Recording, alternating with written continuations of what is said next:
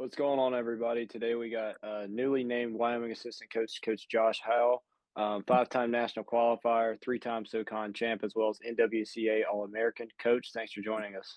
Yeah, man, for sure. Thanks for having me on. Kind of how did this new role at Wyoming come about? Just kind of what made that the right fit for you personally? Yeah, it was when Scotty decided to move on from Campbell, obviously right away I was like, okay, is my next step to pursue the head coaching job or to look elsewhere and kind of going through the process, it was like, okay, this, you know, here isn't the answer right now, So that was kind of the time that I decided, all right, let's move on, and the mutual interest with Wyoming. Um, I kind of when we went out there a couple years ago, I was like, okay, this would be a pretty cool place to work at.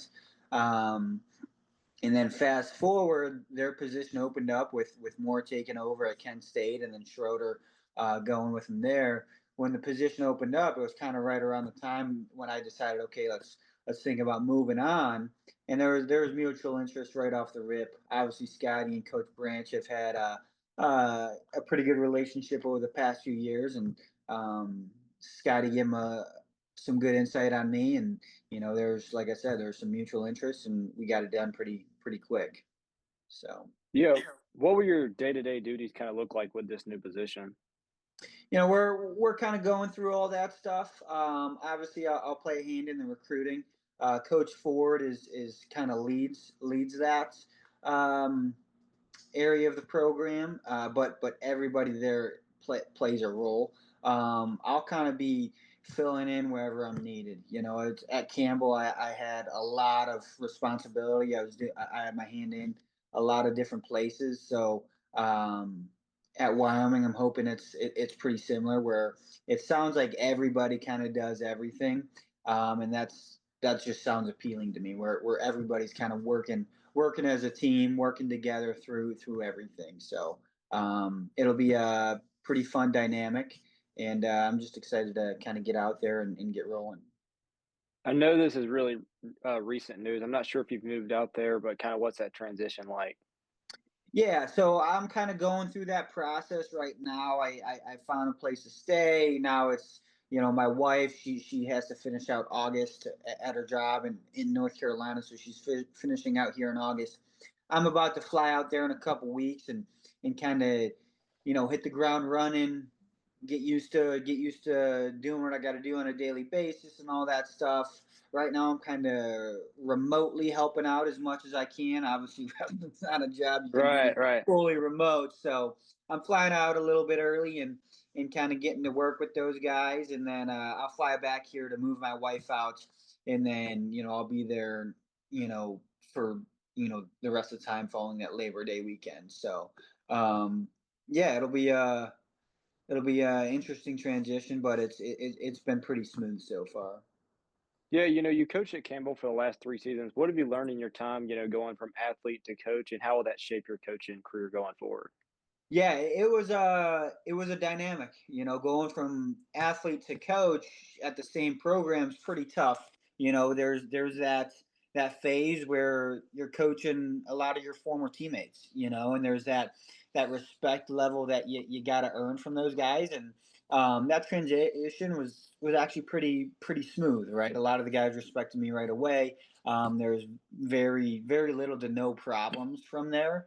But it'll be nice to kind of go work somewhere where I wasn't, an athlete from a head coach, right? Absolutely. Scotty, he did a wonderful job. He gave me every task I wanted to be involved in. He allowed me to pursue every avenue I wanted to pursue, and it helped me grow a ton as a coach.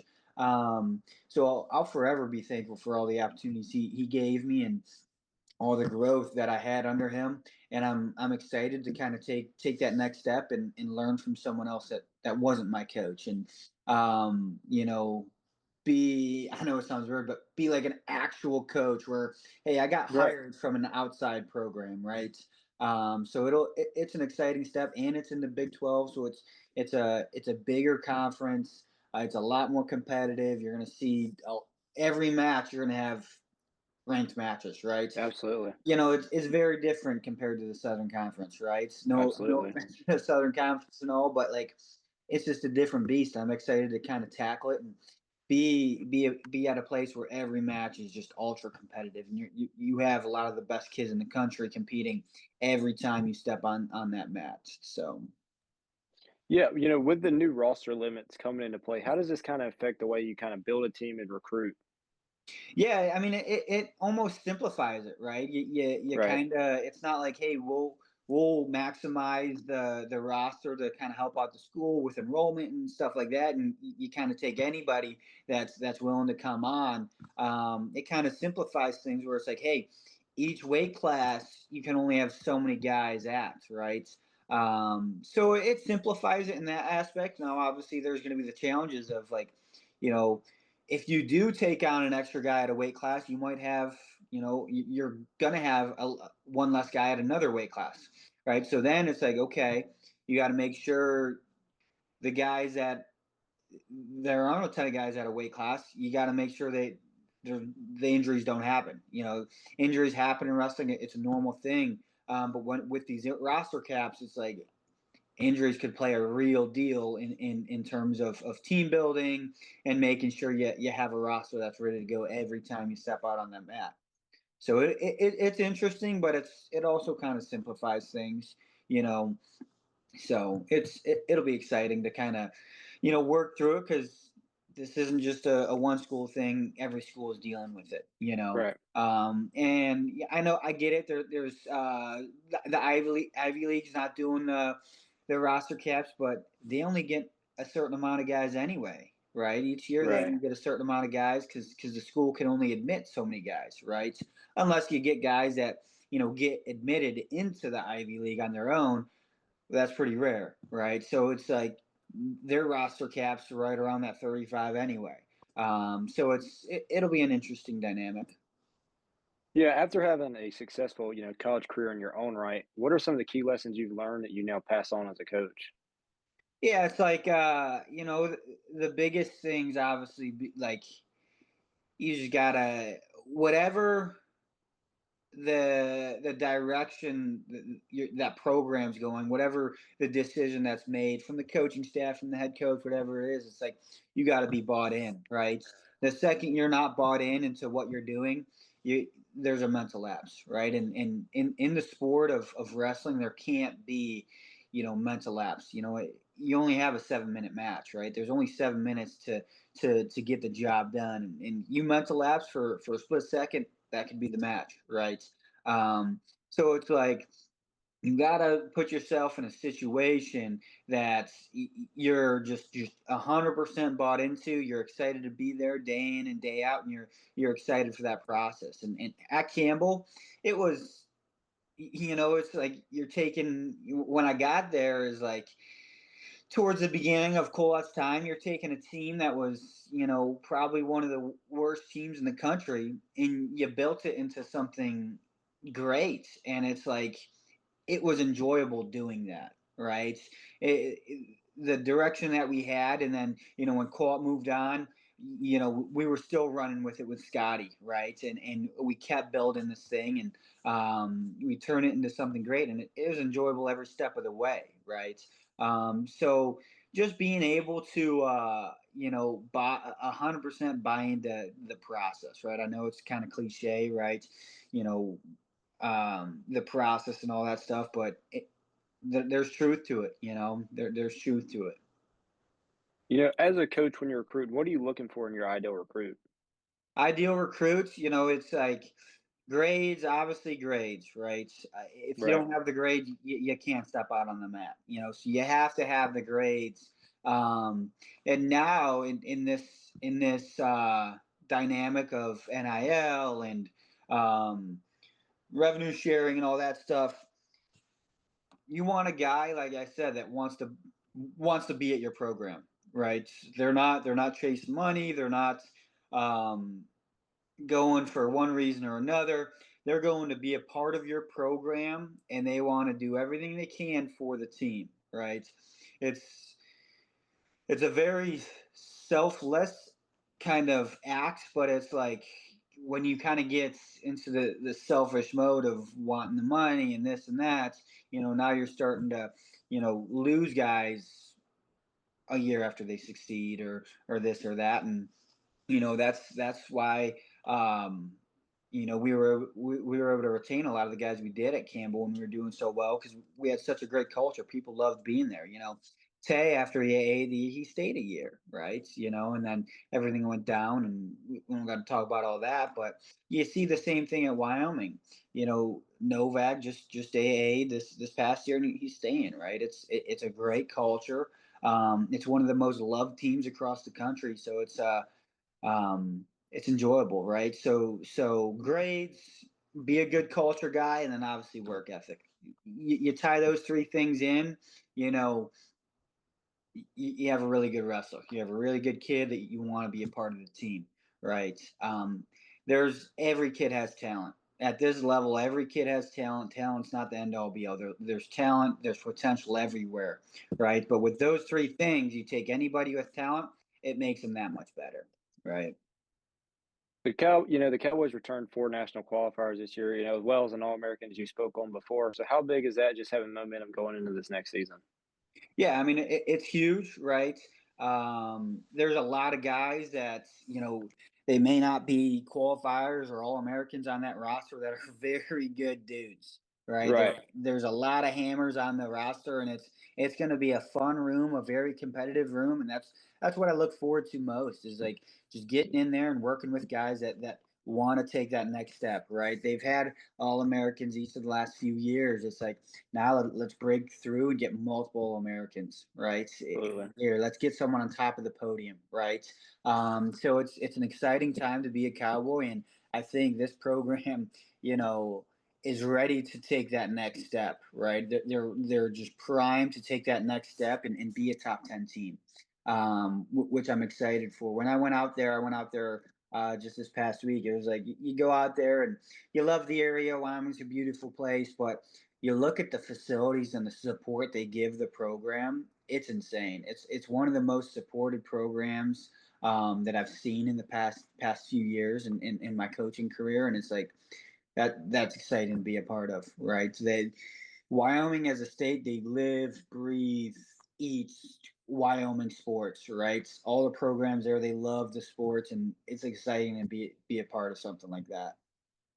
Yeah, speaking on facilities, I think it's the 26-27 season it'll be taken into play, but they're going to get a very nice facility. How big is that for training on top of just, landing recruits and things like that? Yeah, I mean, it's massive. I don't know how much I can say or not, so I won't go into the details of it, but it'll definitely be one of the biggest facilities in the country, right?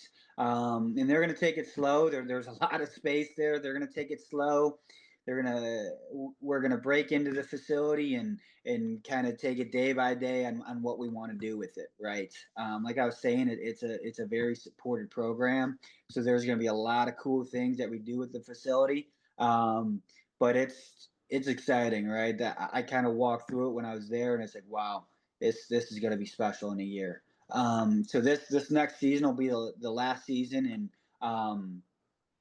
in the original room, and then next year we'll get into that room, and then we'll start to renovate it and kind of make it into our own. So it'll be pretty cool in terms of recruits.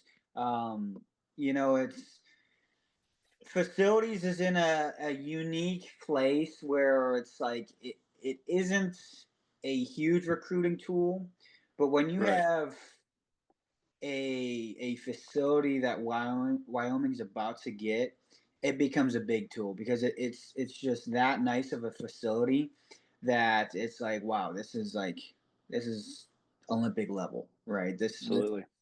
This is a facility that you don't get anywhere else. And that's kind of what we had with Campbell a few years ago when we broke in and got a new facility.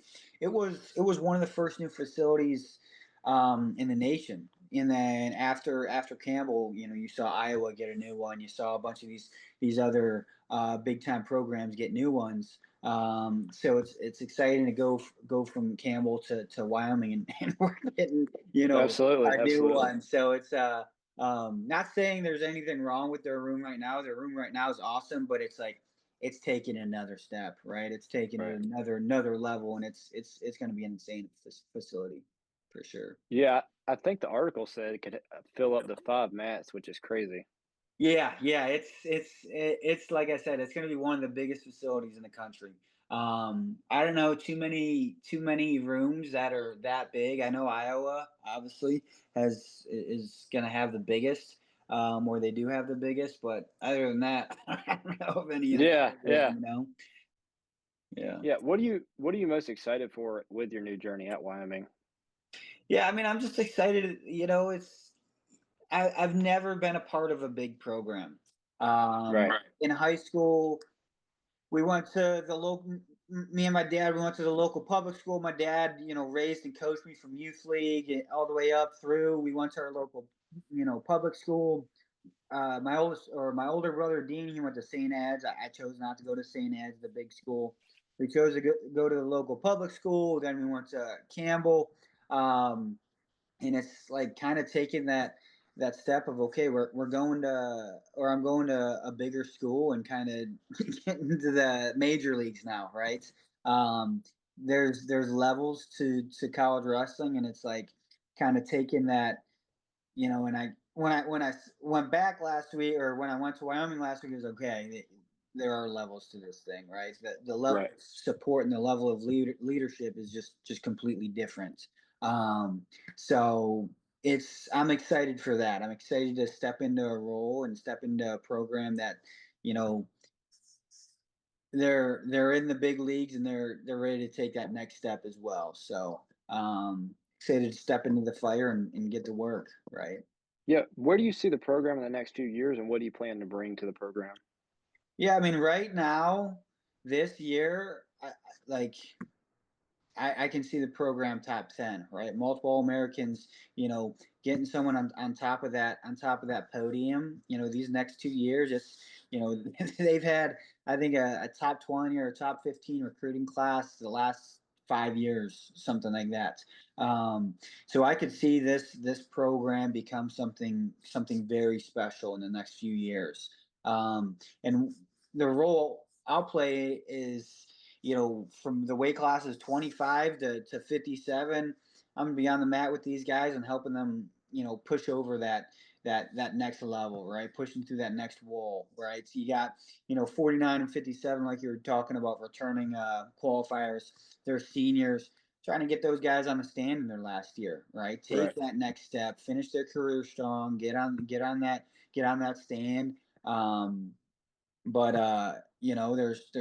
there's a lot of guys on this roster, on this depth chart, that can do it. right. You don't just have, you know 10 strong guys, 10 strong starters. It's a roster of 30 very strong guys, right? Absolutely. Or 35 very strong guys. I don't know the exact number, or the exact number they got to hit, but it's like you have a full roster of very strong guys, and anything can happen. Anyone can step in and take that Right. next step and step on that podium. So I'm excited to just get in there and just, push these guys to give them a different perspective, give them a perspective that they may not have seen before, right? And maybe you change their mindset a little bit, or enhance their mindset a little bit, and it just gives them enough to kind of take that next step. So just getting in there, doing whatever, the coaching staff needs, the guys on the team needs. I want to win just as bad as the next guy, probably 10 times more, right? So I'm coming in, and I just want to do whatever it takes to win. That's why I'm in this sport. I love winning, and I love, taking this coaching role now, and just I love helping people win, helping these kids, realize their dreams, take that next step wrestling wise, but then also, career wise, helping them out in the real world, and setting their lives up for success after wrestling. Those are all big things, and all things I hope to play a role in with these guys. Looking back at your college career, back when you had your personal recruiting cycle, why did you choose Campbell? Yeah, I mean, there's I really didn't get recruited all that much. It was I had, you know three programs really recruit me pretty hard.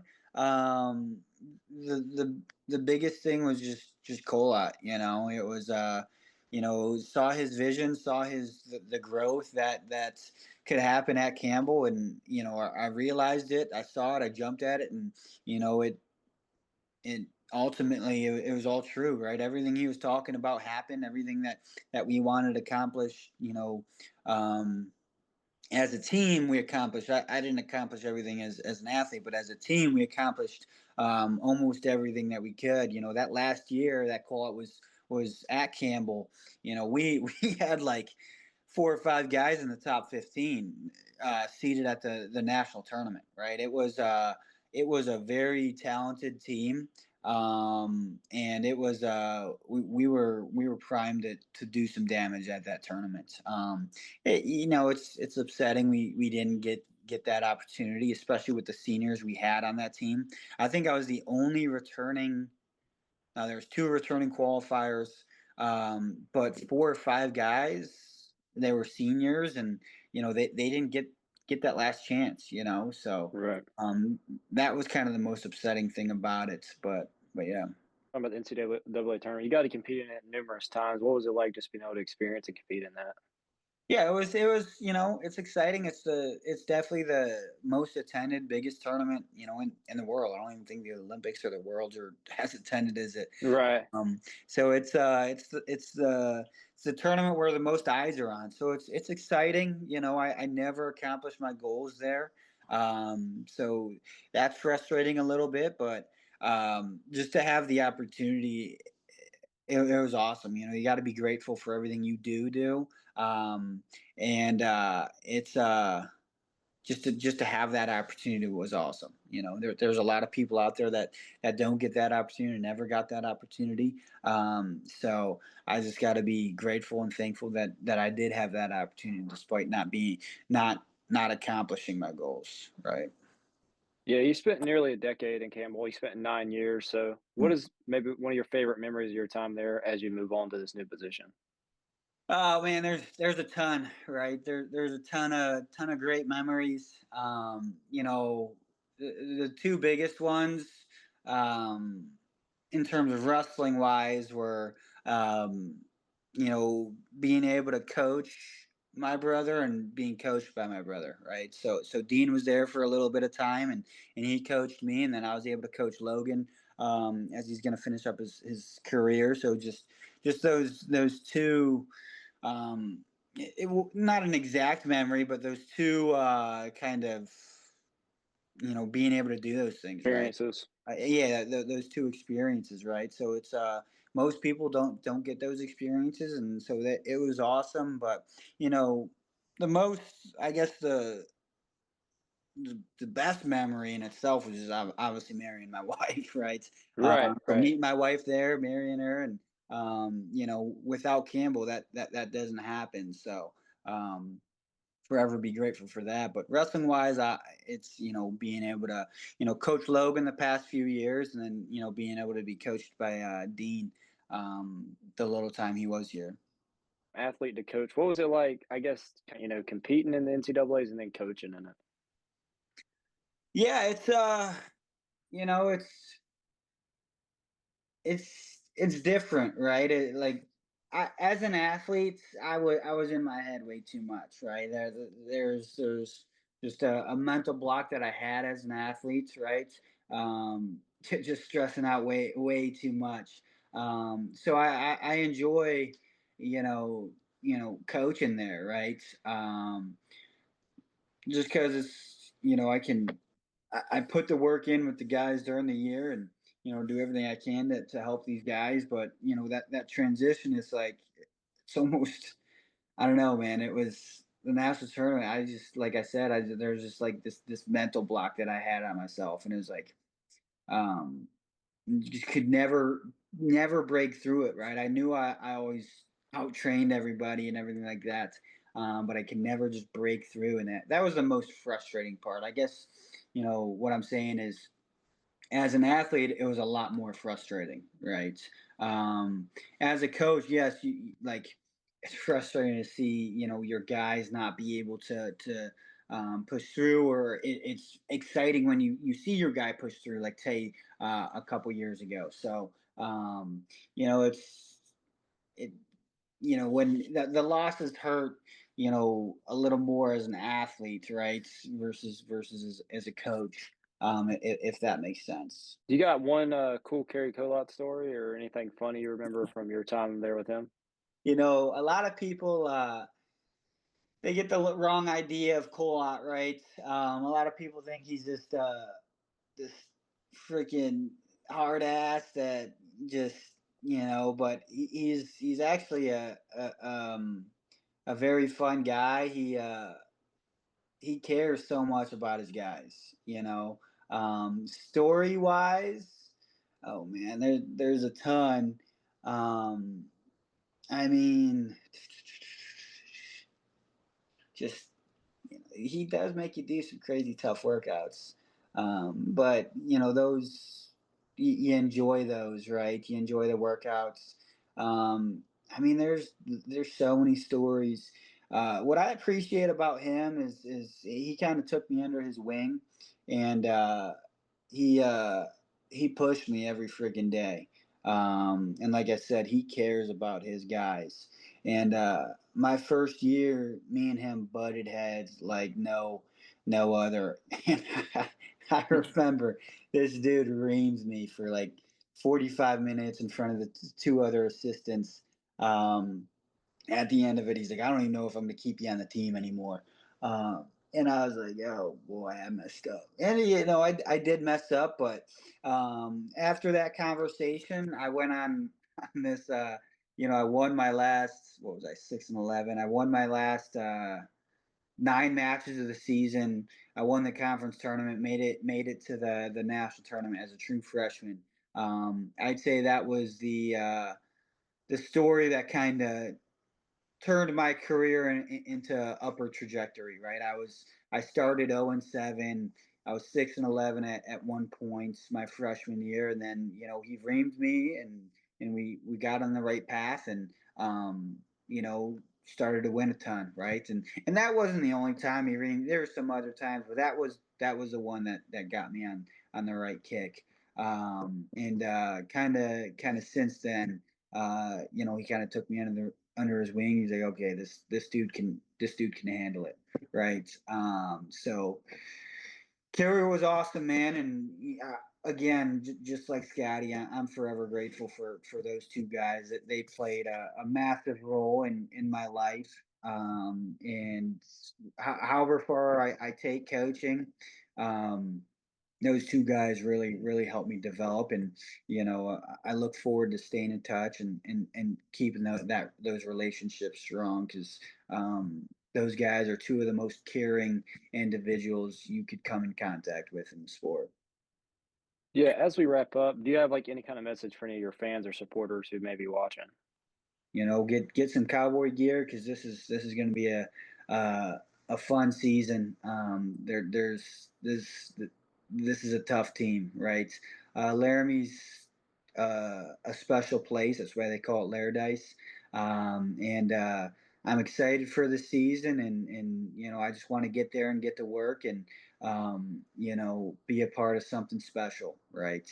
I'm excited to get out there, and I just can't stop saying I'm just excited to get to work, right? I want to get to work, and get these guys on the stand and take that next step, right? They're one of 16 teams in the national duels, you know, and fairly certain they're returning almost every single starter. So they're returning a top 16 team, and they brought in a good amount of guys, some really strong freshmen, and they're ready to take this next step. So get that cowboy gear ready, because we're going to be hitting the season strong, and hopefully we're finishing at the top at the end of the year. Speaking on, the inaugural national duels, what's it gonna be like to be able to compete in that?